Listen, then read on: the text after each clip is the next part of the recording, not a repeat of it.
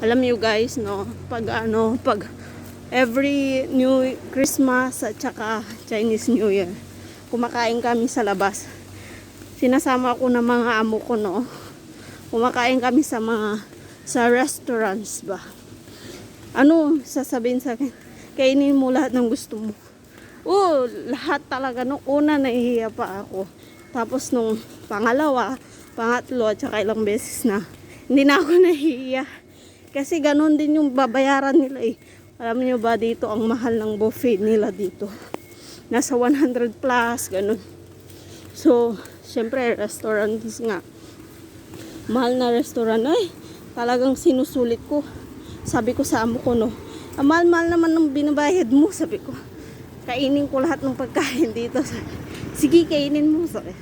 Kaya minsan ngayon, gustong-gusto nila akong kasama pag pupunta sila sa buffet na restaurants ba. Kasi daw, pagkasama nila ako, sulit daw yung binabayaran nila.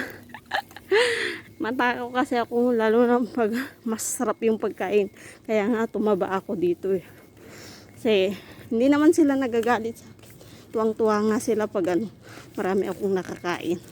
Kasi sila kasi kunti-kunti yung kinakain nila.